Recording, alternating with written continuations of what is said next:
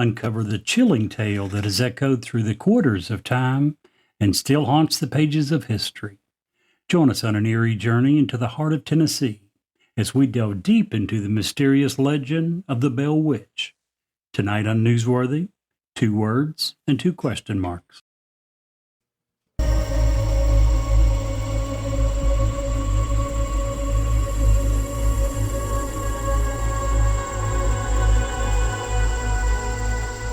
He's alive! Have you checked the children? Get out!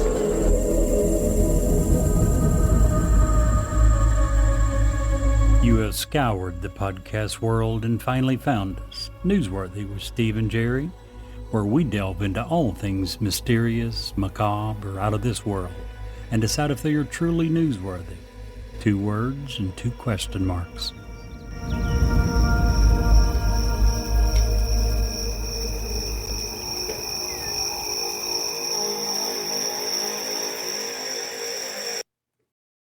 Hello, I'm Ed Locke with USA Mortgage.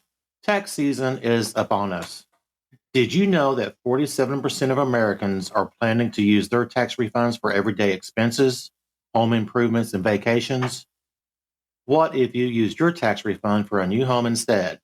Again, this is Ed Locke with USA Mortgage. Your tax refund can be used towards down payment, closing costs, or paying down existing debt to help get approved.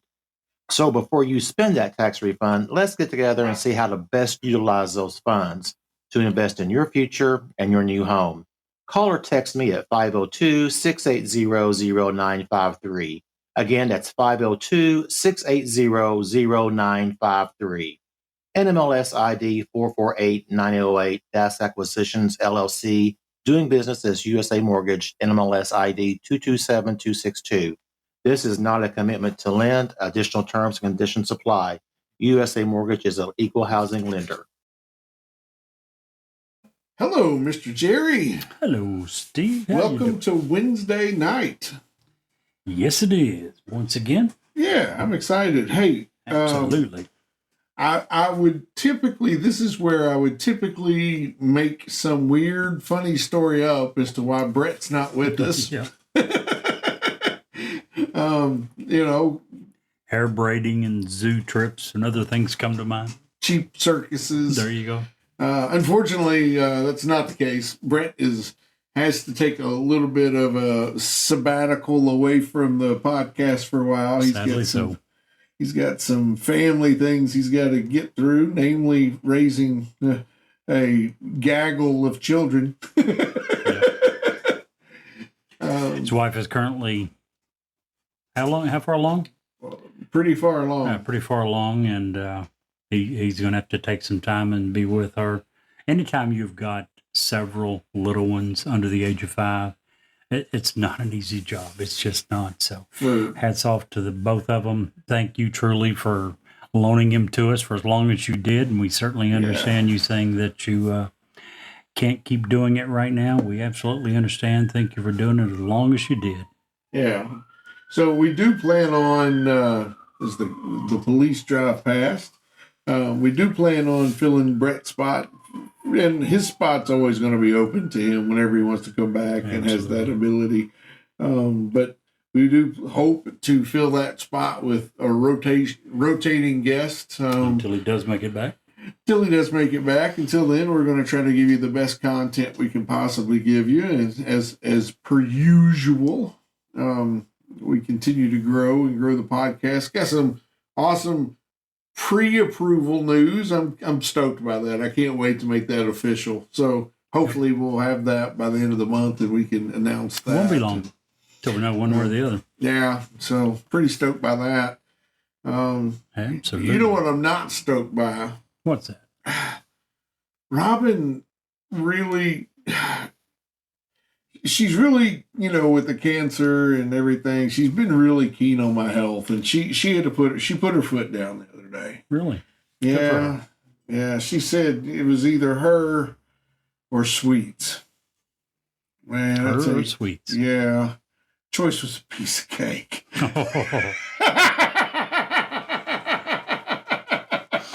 Yeah, I'm telling you what. I'm just kidding, Puddin'. I wouldn't do that for nothing. But no, seriously, exercise. That's where I thought you were headed with this. She was going to tell you needed better diet and exercise, but exercise really is vitally important. Did I tell you about my new dog? No, I didn't know you had a new dog. It's a legless dog. Oh. Yeah, I call him Cigarette. It's because every morning I take him out for a drag.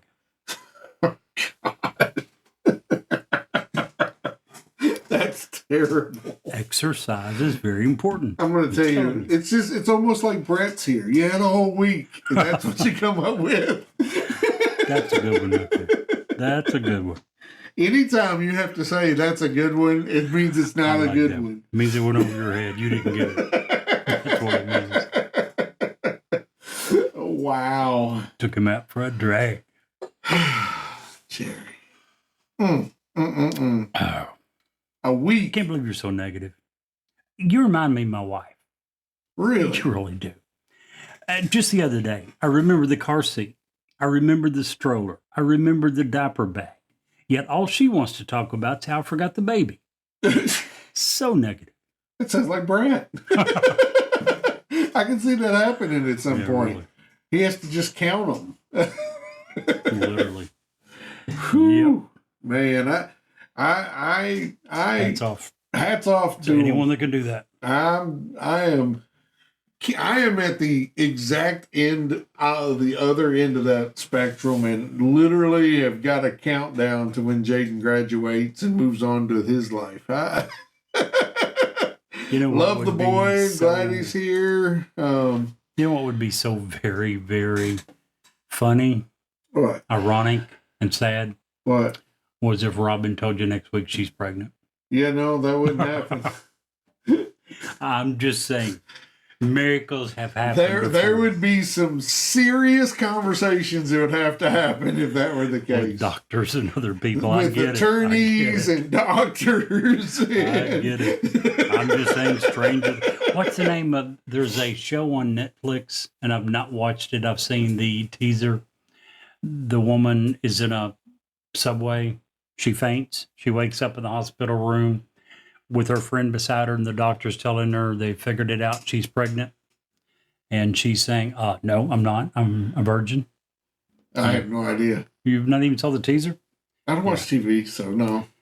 It's on Netflix. I'll have to look that up. The problem is TV is so negative. TV is full of politics and This is a Netflix show, I think. well, It's on Netflix, I know. Bleh.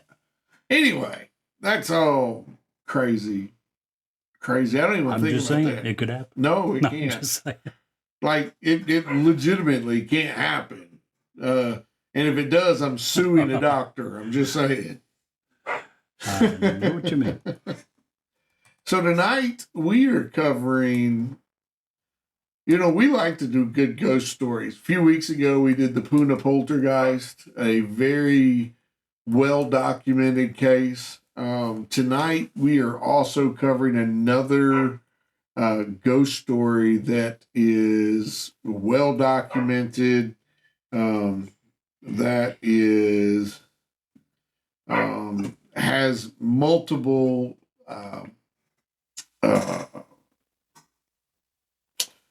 what am I trying to say, Jerry? Multiple witnesses, thousands of witnesses actually. I'm going to let this dog out. Jane the Virgin, by the way, while you're gone, is the name of the Netflix show. Just looked it up. And anyway, that was the name of the show that I couldn't think of. And back to our show. Yes. We actually, this one, you mentioned the Puna Poltergeist, 2 weeks ago, I think. Yeah. This one had a lot of things that reminded me of that. Yeah. A lot of similarities. Yeah. It just did. And, this one, you can always we talk about a lot of different stuff on here. The quality of the witnesses Yep. also means something. And this one has about as bulletproof of a witness as you can possibly get, I think, depending on where you come from. Well, I know the one you're referring to, and that there's a lot of that witness you're referring to is about 98% second and third hand gossip.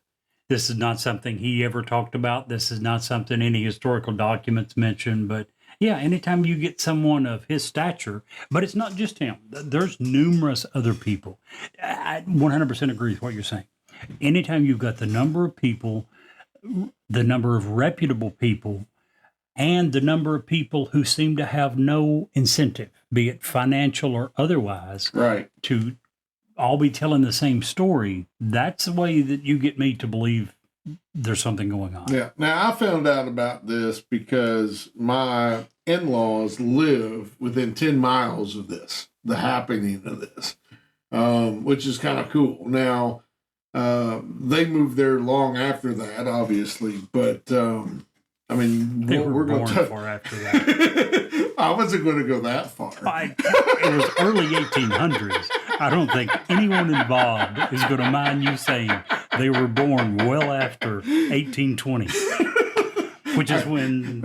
I know, but John my Bell mother-in-law listens to the show sometimes, so I was just giving her a dig. Yeah, serious dig. Serious dig. I'm trying to help you out here, bud. You don't even seem to realize it. No, it's okay. I don't need. I got my own Okay. shovel. Thank you. Yeah. Last I heard, you're still trying to work on getting your man card back from her. So don't- Exactly. Yeah. So I got to take them where I can get them. As our man Tim Good for Allen you. would say. So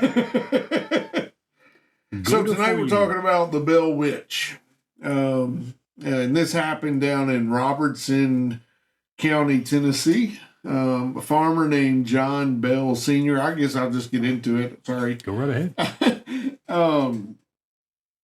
They lived over in North Carolina, and they realized where they lived was not going to be big enough for their growing family. Packed up their wagon, moved over here to Robertson County, got 1,000-acre spread in a community where basically they knew that they were going to have to work their butt off to make a good home, make a new town from scratch with the other pioneers, with the other people that lived in the area.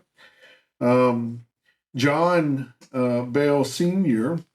Was well liked. He was one of the guys that was regarded as a no-nonsense kind of guy, but also very helpful, very beneficial. If someone needed a meal, he would invite strangers into their house, and oftentimes that were traveling, give them food, give them shelter for the night for their travels. And at a time where you relied on your neighbors a lot, he was one of the best. He Yep. was, and where their farm was right on the river and The overlooked Red the River. river. Yeah. And so it was, their farm became a place of great happenings where people would often come to spend the day at the river. And they were very pleasant people, and they were people that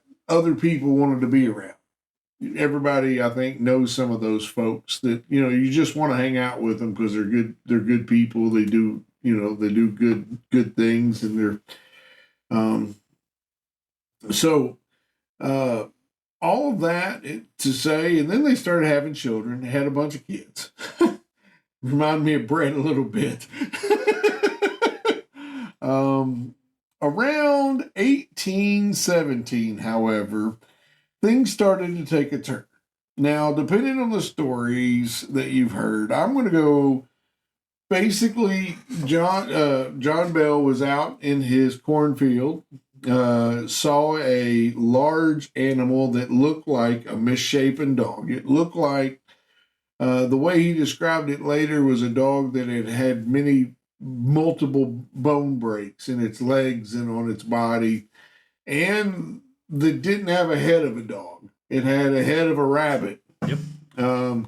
Which is a little weird, and he kind of kept this to himself, but it startled him. He took a shot at it. It ran off into the tree line. He went to where it was sitting in the cornfield and didn't see any smashed corn. He didn't see any tracks, no footprints to or away after he took the shot. He thought that was a little weird, but he didn't think a whole lot of it. But what he didn't realize was that was the beginning of the end for John Bell Sr. Now, the activity that starts here starts to get a little, what's the word I'm looking for? Intense in some respects. So if you do have small children listening, they get scared early or easily, you may want to turn the volume down for a little while, because business is about to pick up in the Bell household. So after the rabbit incident, the dog rabbit incident, John Bell's son Drew also saw an apparition of sorts, what looked to be a large black bird perched outside their home. When he took a shot at it, it just kind of vaporized into nothingness, just dematerialized, which was kind of crazy. The daughter, Betsy, had observed a girl in a green dress swinging from a limb of an oak tree. Dean, which was a person... a slave. Yeah, that was a slave of the Bell family, had reported being followed home by a large black dog on some of the evenings when he visited his wife. But that was all outdoors at this point.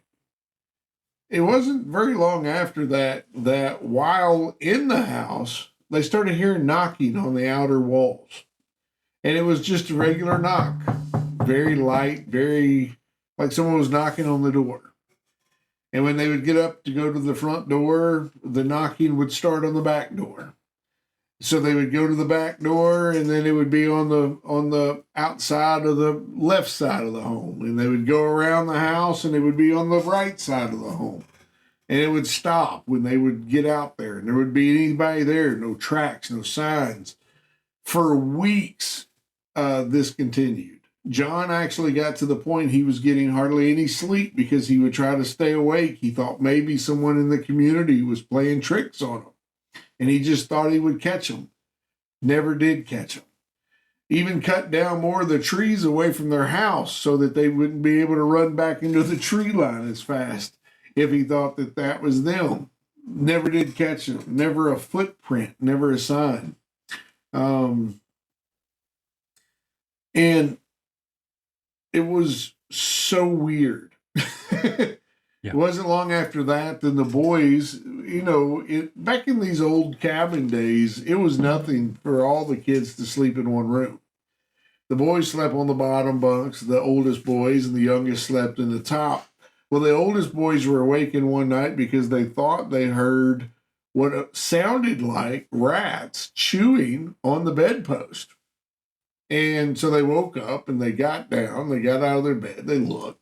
There's no rats, there's no damage to the bedpost. They checked the whole room out, finally go back to sleep, or lay back down to go back to sleep. And as soon as they lay back down, the sound is even louder to the fact that it's loud enough to shake the windows in their house or in their room.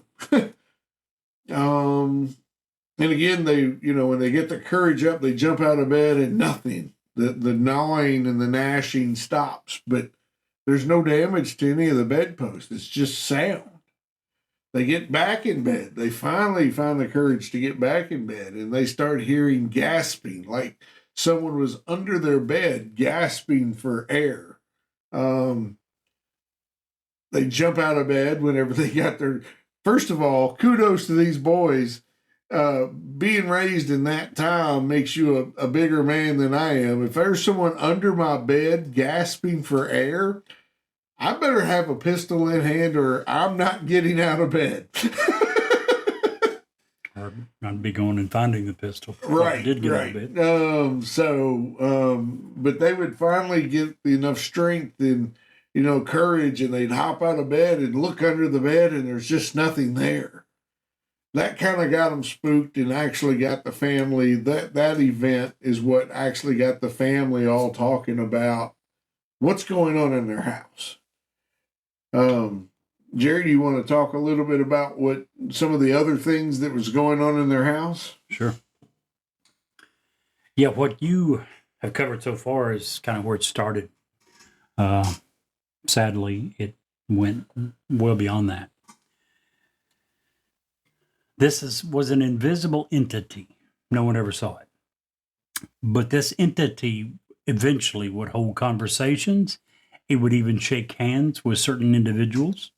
It obviously could affect the physical environment. It it said it could and did shape shift.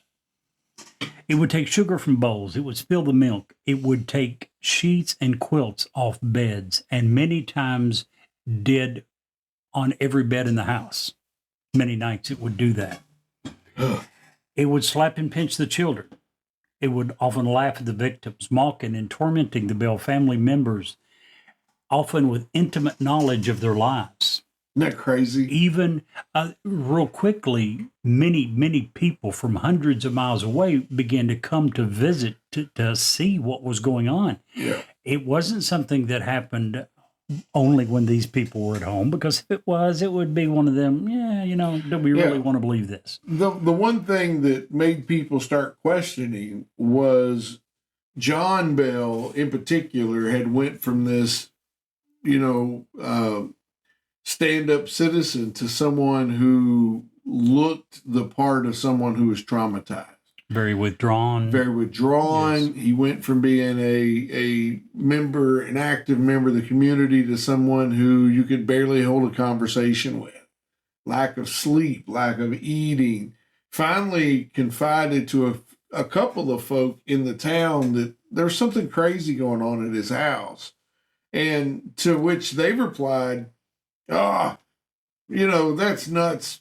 I'll come over and spend the night. We'll see what's going on. And that's how people started, this wasn't a thing they were trying to hide.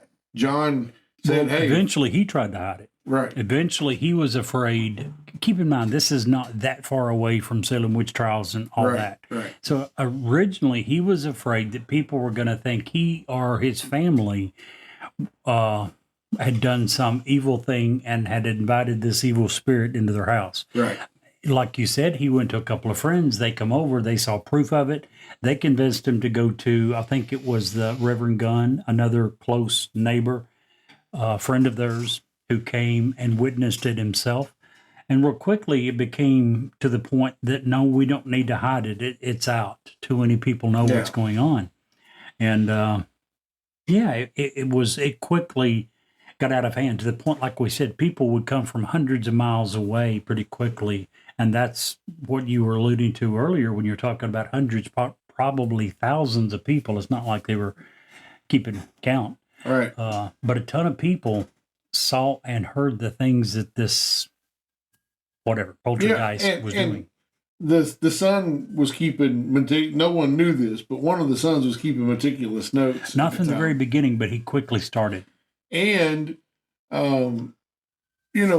that's how it went from just the family to thousands of people got to experience this, because once people did get out, the Bells were pretty open about having people stay over. And people would start doing tests, like they would stay up while the Bells slept just to make sure the Bells weren't causing this or doing this to themselves. So they would be awake witnesses watching this happen to the Bell family, or it would happen as the Bells slept. So it wasn't them doing it. It didn't matter who was awake, who was asleep. It didn't matter who was in the room, who wasn't in the room.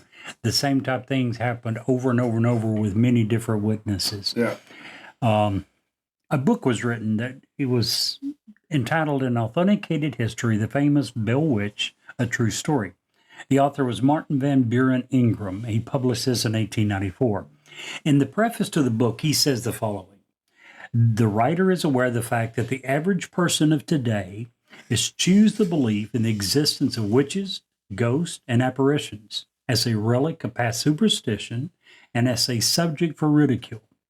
Well, folks, 130 years later, I'm sure that that is even far more true now than it was then, and certainly is with me. I've said it many times before. I've never had a personal firsthand experience with anything similar to this. And not only have I not had any experience, neither has any family member that I've ever heard mention it. So I just wanted to state up front that I am highly skeptical of general claims such as this. And as he said in the preface of his book, the average person at the time was very skeptical as well. And that was in 1894. This started happening in 1817. Yeah. So 75 years after the fact. The reason, by the way, that the book was written 75 years later, Mr. Martin Van Bruin Ingram grew up a few miles away. He was friends with one of the younger sons. You mentioned about one of the children. Which one was it? Richard, I think. They kept detailed records. Yes. Years later, after the events were over, he had got together with his siblings and discussed what to do with all of this information that he had. And they decided, apparently some were for releasing it right then, some weren't. So in an agreement to keep everyone happy, they agreed that nothing would be done with any of this information as long as any of John Bell Sr.'s immediate family was still alive. Martin Van Bruin knew of these records, the diaries that had been kept. He had asked for them and was told at the time, no, you can't have them. Years later, many years later, Richard had passed away.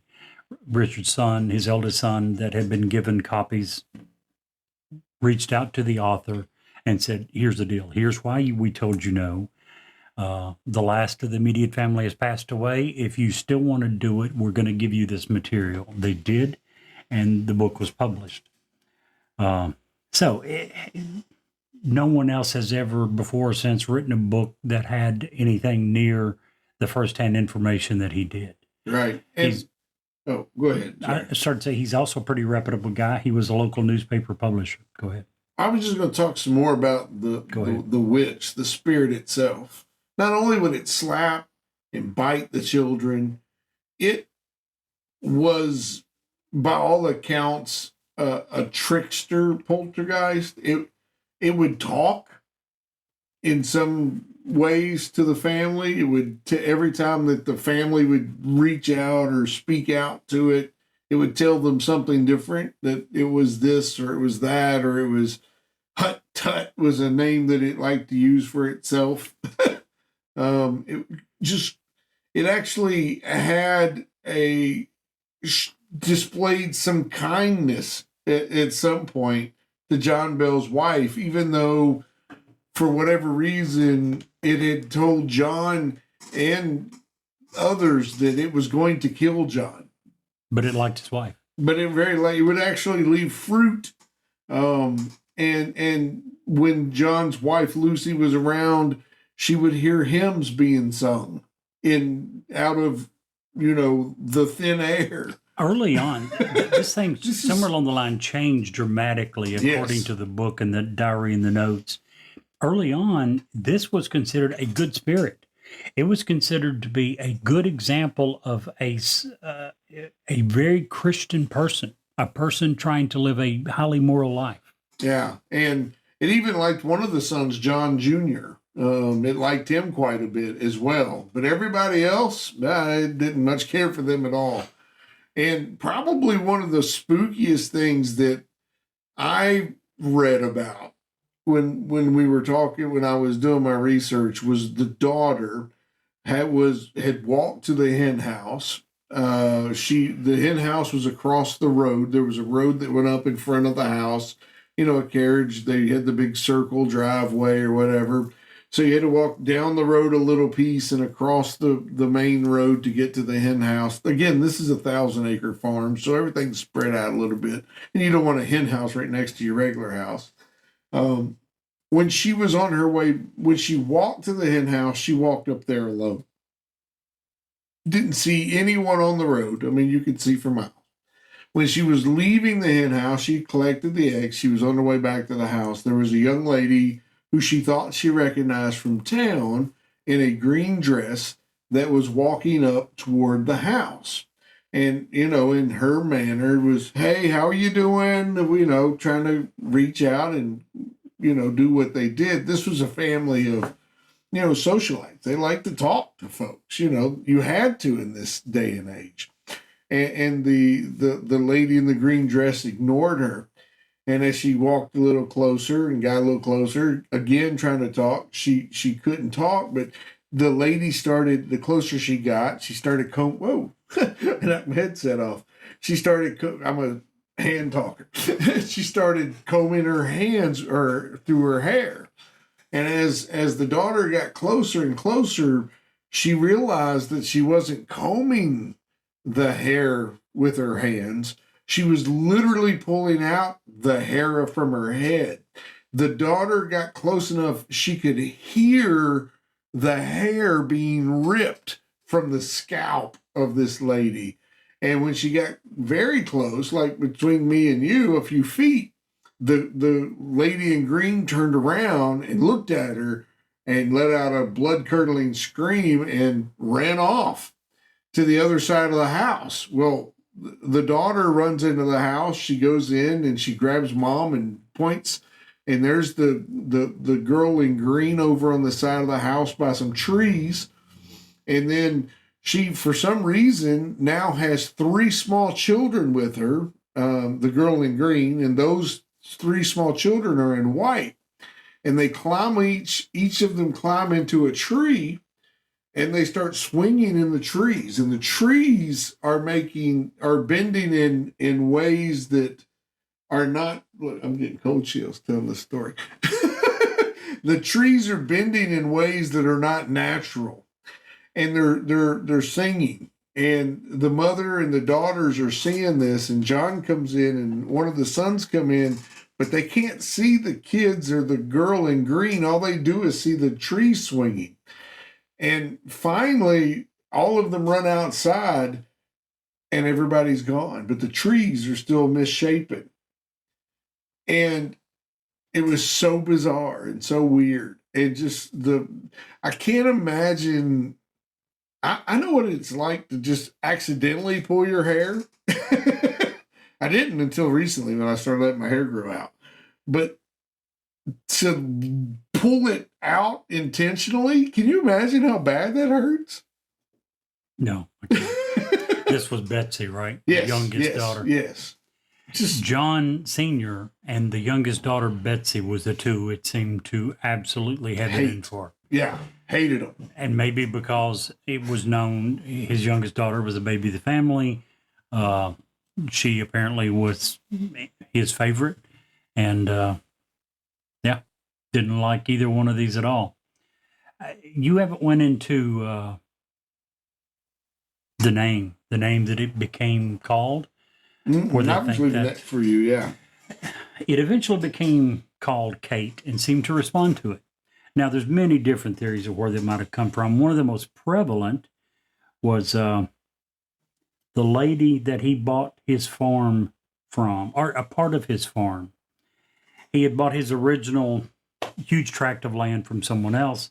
To round out his holdings, he had bought a small section of land from a Miss Kate Batts, B-A-T-T-S, a neighbor who had a reputation for being mean, contrary, different.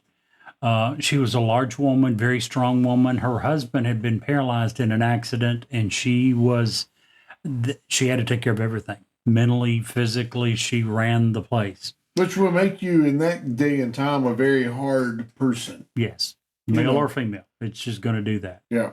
She was known to have an almost grim piety and uprightness, yet at the same time, no sooner had the land transfer been completed than she began declaring that John Bell Sr. had cheated her. This fancied injustice drove her crazy for years, and on her deathbed, she still swore that she would come back and haunt John Bell and all his kith and kin to their graves. Any idea what kith, K-I-T-H, means? No. I had no clue. I had to look it up. kin, I think we all know, is Yeah. kinfolk. Yeah. Relations. Kith is acquaintances and friends. Really? So this woman swore on her deathbed, which didn't make a lot of sense because she didn't pass away for 22 years after he did. But on her deathbed, 22 years after John Bell Sr. had passed away, she was still swearing that she would haunt him and all his kith and kin to their graves. So Crazy. many, even before he had moved to the area, many people thought that she was possibly a witch. She had the name. After these events began happening, a lot of people really thought that she was possibly responsible. They didn't tell it to her. This one was too big, too strong, too mean to be telling this to her face. The poltergeists seemed to like the name Kate, actually began to respond to being called Kate. So, somewhere along the line, whether it was true or not, it was known as Kate, and Miss Kate Batts got credit for it. So, go ahead. I'm sorry. No, you're fine. I was What's your just gonna say that as time went on, John Bell Sr.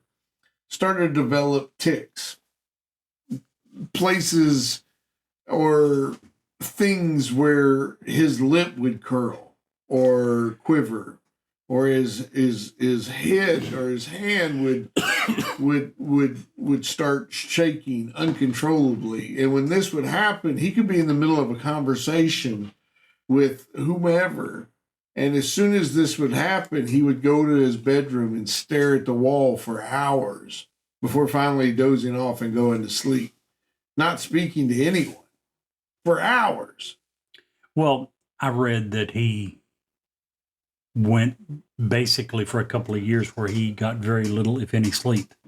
Can you imagine what that would do to a person after a long period of time?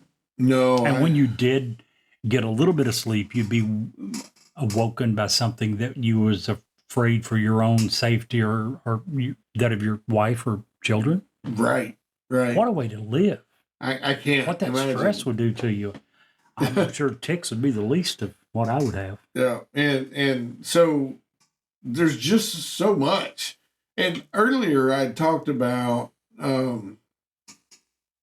we had talked about how many different people had witnessed different things here at this house, and we talked about the them having a pretty good. I'm trying to think of what I'm trying to say. Having a good witness of ill repute, if you will, a witness that if this person witnessed something in your house back in this time and that day, then you could take it to the bank. In this particular case, it was a war veteran, politician turned president of the United States. Future president. Future president, yeah. And that had, with several of his men, came to the farm because they had heard of this case and was wanting to prove their manhood and stay in the house. And quite frankly, they were going to stay the entire weekend. Now, this is all hearsay. He never spoke of this, but if you go to the actual website of the Bell Witch legend, it's listed on there that he did come, and he was going to, the plan was to spend the weekend, and he managed to stay half a night before being scared away by what he saw. And that's Andrew Jackson, old Stonewall himself. If you can scare Andrew Jackson, you've done something. I read that it started before they got to the house. They were on the property, and Yes. the wheels of the wagon suddenly locked up. Didn't stop, didn't break, just stopped Locked. working. Yes. Immediately on the spot, locked up, couldn't move until a voice spoke and said, "You may continue," at which point the wheels turned freely, and they were sitting here whipping the mules, the Yeah. horses, couldn't get them to move. They were not physically able to move the wagon. The voice spoke, and suddenly the wagon was once again freely rolling. Isn't that I'm crazy? sorry to interrupt you. No, that's insane. Yes. And as soon as they pull up, one of the guys who had been talking the most smack was thrown from the wagon and pushed down into the mud and was not allowed to move until again a voice spoke and said, "Now you may get up." It was like saying, "I've heard you this whole way." Was that And- the one that was bragging about how the witch, whatever it called her, was afraid of him because Yes. he had a silver bullet in his revolver meant for witches? Yes. And at that point, she was like, "I'll hold I'll my show beer. you. I'll show you." Here's exactly how scared I am of you. Which is like, it shows intelligence. It shows the ability to think. It shows, you'd spoke earlier that it shared intimate knowledge of the different ways that the family members would think about things or had thought about things. And that wasn't only limited to family members. It was anybody in the became house. Not only in that, yes, for all these people that came, and obviously pretty quickly, almost every neighbor, if not every single one of them, had come. The neighbors had got to the point that they quit speaking badly of it, because if you did speak badly of it, this ghost, this whatever, would suddenly go to your neighbors and your friends and begin telling them the worst, most evil things you'd ever done, that you'd ever thought, things that you believe no one in this world knew and you're going to take to the grave with you. Right. It was telling your deepest, darkest secrets. Isn't that just weird? I mean, and it's really bizarre because you don't hear about in today's age with all the technology that we have. We have EMPs, or that's not right, EAPs, the little recorders that ghost hunters Yeah. use. You know what I'm saying? Yes. The sound, the white noise machines, they have cameras that they use. They use all of this different stuff. And we don't have this kind of interaction No. today that I hear of. You can go to some of the fringe sites that I subscribe to and you'll get a story occasionally that is like, nothing on this level. I mean, can you imagine how strong of an entity this had to be able to not only, we were talking when we were doing the Punta Poltergeist about the Japanese. We mentioned the Japanese office room and how much energy it took for that one night to do all of the things that it did. How much ethereal energy does it take for this to happen, these things to happen? Well, going along with that, and you were talking about reliable witnesses. Back early on, when it was still a good, quote unquote, witch, when it was doing good things, it wasn't being mean, it wasn't hurting people. It attended every revival in Robertson County. And I quote, outsang, outshouted, and outmoaned the most fervent members of the churches, end quote.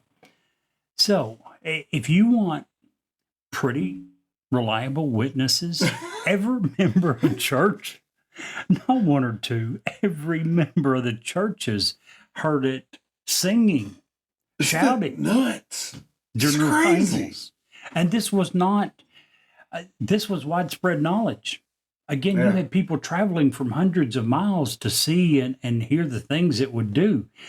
Guys, again, I know all of this sounds really crazy. Let me give you a couple of places that talked about this at the time. The following is a quote from page 833 of the Goodspeed History of Tennessee that was written in 1886. It says, a remarkable occurrence which attracted widespread interest was connected with the family of John Bell Sr., who settled near what is now Adams Station about 1804. So great was the excitement that people came from hundreds of miles around to witness the manifestations of what was popularly known as the Bell Witch. From the Guidebook of Tennessee, produced by the federal government's Work Project Administration, the WPA. They had a guidebook that was published in 1939. It presents a version of the legend on pages 392 and 393. You should read it. That part, a big part of it, is on Wikipedia. It goes into great detail of the origin, when they moved there, were some of the thoughts of the origins of the witch was, some of the things that it did. This is not something that was told in family legend to, a few dozen people. This was common knowledge in that part of the country. Hundreds, if not thousands, of people had come to see it. It was widely written about at the time. This reminds me a ton of the Puna poltergeist. There's a ton of evidence here for it. Well, if you don't believe us, you can plan your own visit to visit the historic Bell Witch Cave. No. Go ahead, sir. You don't want to go, Jerry? No, I mean, we can be there in 3 hours from here. Remember what I told you a couple weeks ago?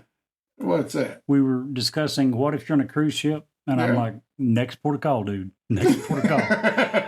I'm out. You can go and visit the final resting place of John Bell Jr. You can go to the Bell School building that's just south of the farm.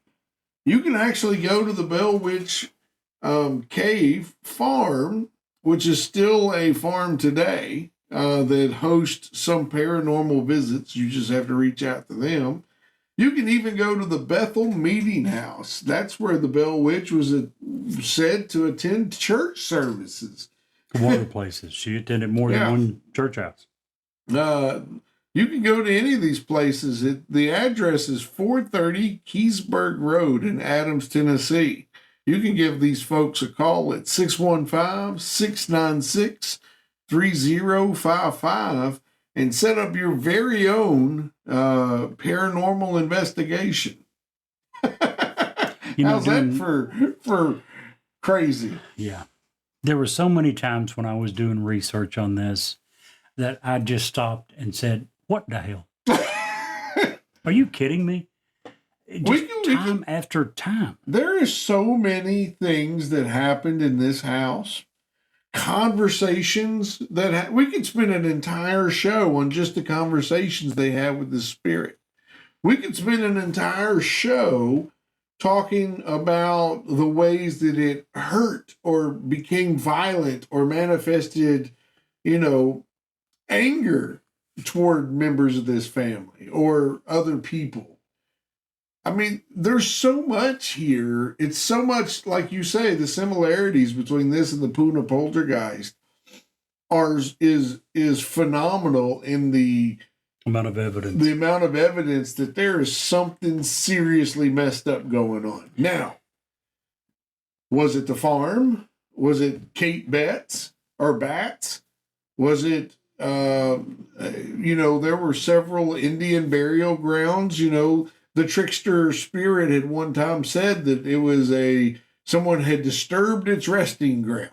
But if that's the case, how do you threaten to kill the man, but love his wife? Right. Have nothing but that's why, great things to say about her. That was why they think that it was a trickster poltergeist, because it would say that at one time and then the next time say, nah, I'm actually buried in the cave and that's my home.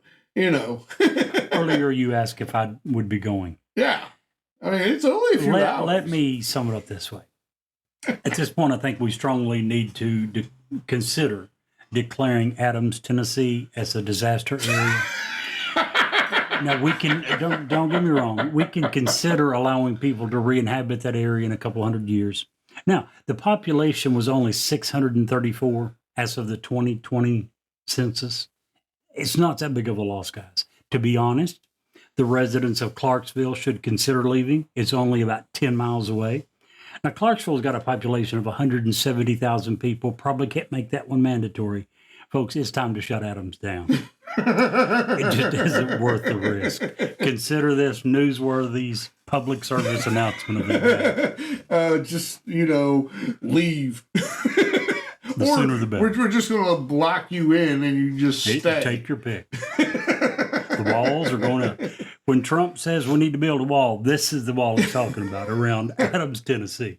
Wow, Jerry. I'm just saying. It's not worth the risk. See, I'm not a big believer in these things, as I said earlier. But there what comes better a point. chance? I mean, you say you're not a big believer because you've never experienced anything. And I intend to keep it that way. This is how you do it. When there's a certain amount of evidence, you're like, nope, I'm good. I've heard enough. You've heard enough. You don't even want to. You don't want Witness it firsthand. Okay. I'm good. I mean, what happens if you go and then you do experience something? Then you'll have that knowledge. Yeah, if I live. Well, yeah. I mean, there's that. I think the people at Clarksville are happy. I was down there at your wedding, and once I've said I'm not coming back, they're yay. Got rid of that jerk. Oh man. Anyway, But no, I don't need to go back. so Jerry, in true newsworthy fashion, the Bell Witch. Oh, if there's ever one that needs, dude, I want to declare the place a natural disaster and shut it down.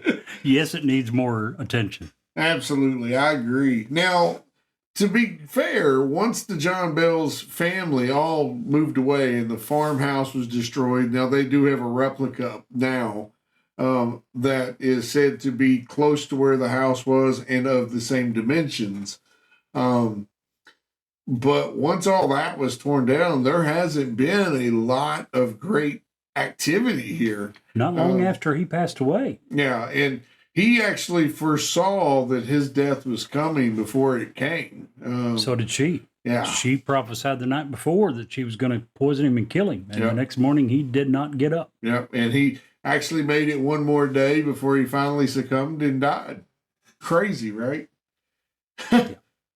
Just nuts. Very much so. Definitely, I think the Bell Witch definitely gets a thumbs up. Definitely newsworthy. Needs Thumbs more up. coverage. By the way, if you do want to give it some more news coverage yourself, the book that I was talking about, An Authenticated History of the Famous Bell Witch, it has been over 120 years since it was published, so there is no copyright on it.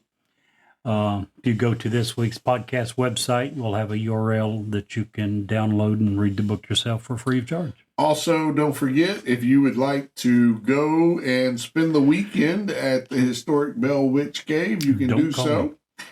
Just call Jerry, see if he wants to come with you. And it's again, the address down there is 430 Keysburg Road in Adams, Tennessee. You can call ahead and set up reservations, plan your visit, 615-696-3055. And that gets you right to the historic Bell Witch Cave of Adams, Tennessee. Man, that episode is really interesting. And if you'll stick around for us for just a few commercials, we have another great story to tell you. Hi, this is Ed Locke with USA Mortgage. When it comes to buying a home, the process can be overwhelming and confusing. With so many options, it can be hard to know where to start. That's why it's important to work with a certified mortgage loan originator. I have the knowledge and expertise to guide you through the process and find the best mortgage option for you. I will work with you every step of the way to ensure that you are getting the best deal possible. So if you're looking to purchase or refinance, please reach out to me at 502-680-0953. So don't take on the stress of buying a home alone. Work with me and I will make your dream a reality. Trust the professionals and make your home buying experience a positive one. MLS ID 448908, DAS Acquisition Company, LLC, doing business as USA Mortgage, MLS ID 227262. This is not a commitment to lend. Additional terms and conditions apply. USA Mortgage is equal housing opportunity. If you want us to review or rate your product on air, if you have suggestions for new episodes, awesome ghost stories, or anything else, please reach out to us. Our email address is newsworthyWithSteveandJerry@gmail.com. Our text number is area code 540-709-1318. And now, back to the story. Jerry, tonight's Yes. bonus story is one of my favorite things in the world. What is that? Roller coasters. Nice. So let me tell you guys a little bit about some roller coasters. If you like drag racing, taking off in a jet fighter, you're going to love the Superman, the Escape roller coaster at Magic Mountain in Valencia, California. The first roller coaster to break the 100-mile-per-hour barrier. It's currently the world's fastest roller coaster. The high-speed launch 15-passenger cars from standstill to 100 miles an hour in 7 seconds with a force of 4.5 Gs as it heads skyward.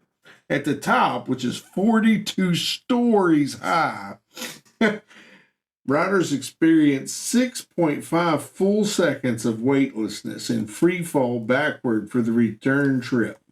The fastest inverted roller coaster is the Raptor at Cedar Point Park in Sandusky, Ohio.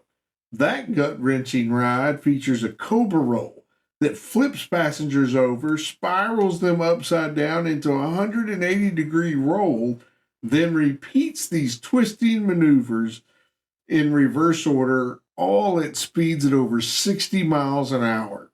Cedar Point also has one of the fastest, steepest stand-up roller coasters, where riders speed up over a lagoon and, among other thrills, experience 4 upside-down inversions at 60 miles an hour, all while standing up. Cedar Point has been mentioned a lot, but that's because it is known with its 12 different roller coasters to the Guinness Book of World Records as the roller coaster capital of the world. Before the advent of the roller coaster, people used to pay to drive their cars over undulating track. And today, currently, many weddings are performed on roller coasters. There's even one minister that specializes in such weddings. Modern roller coasters take 2 to 3 years to design and up to $8 million to build. There's a market even for used roller coasters, as it is cheaper to take apart, move it, and reassemble it than it is to build a brand new one. The longest roller coaster in the United States, which I've ridden, is the 1.4-mile Beast at Kings Island in Ohio. And the oldest operating roller coaster in the United States today is the Zippin' Pippin at Liberty Land Amusement Park in Memphis, Tennessee. It was built in 1915. And Jerry, if you can't see the light, Be the light.